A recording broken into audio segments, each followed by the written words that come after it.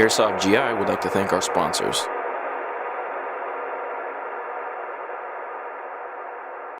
Hey, what's up, GITV? My name is Tim. Today we're going to be covering the H&K USP Tactical.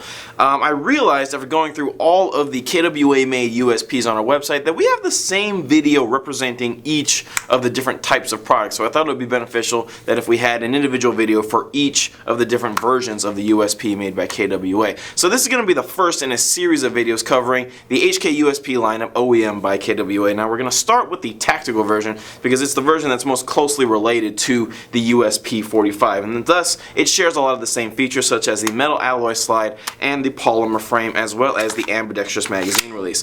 Most of the other features have changed slightly from the regular USP. The first thing that I noticed is that the sights are a lot taller on this tactical version, and something that kind of bummed me out. Even though the rear sight is a little more advanced because it is adjustable, the sights don't have the dots, so target acquisition is going to be a little different if you're used to the USP. But if you hadn't noticed that the previous version had the dot sights, you may not even care. But I kind of like the dot sights. Even though these sights are more pronounced and taller, it is a little more difficult for me to acquire my target with this.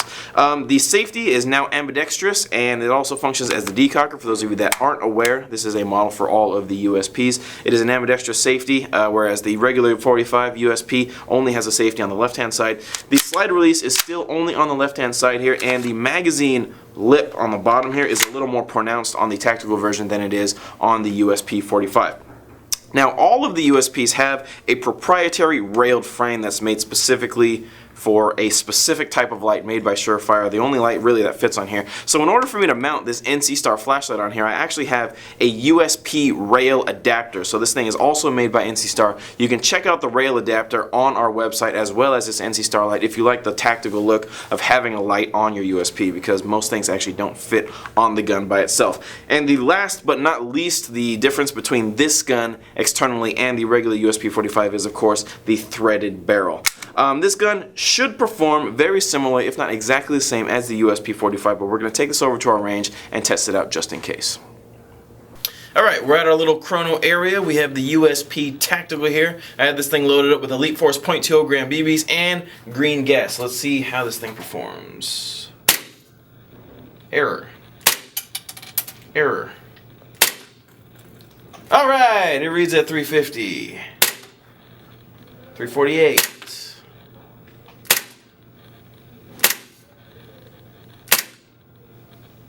Alright, so we started at probably about 350, 360 or so. As the gas runs out of the magazine and as we shoot more, obviously the FPS is going to drop down a little bit. I'm willing to bet this thing is going to stay above or around the 320 range though. Pretty typical for a gas gun of this size.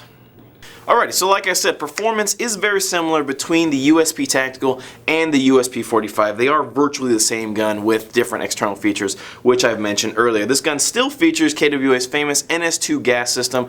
I've gone over the extensive differences between the NS2 system and the previous gas system in other USP videos, so you'll have to search on our YouTube page to find that out. This gun holds 25 rounds in the magazine, and it's for sale on our website for $155.95. This is a really, really solid pistol that performs well, it's made well, and it looks really good, especially the fact that it has HK logos all over it because it is officially licensed by Heckler & Koch. Take a look at this gun on our website as well as the other USPs made by KWA. My name is Tim. Thanks for watching GITV.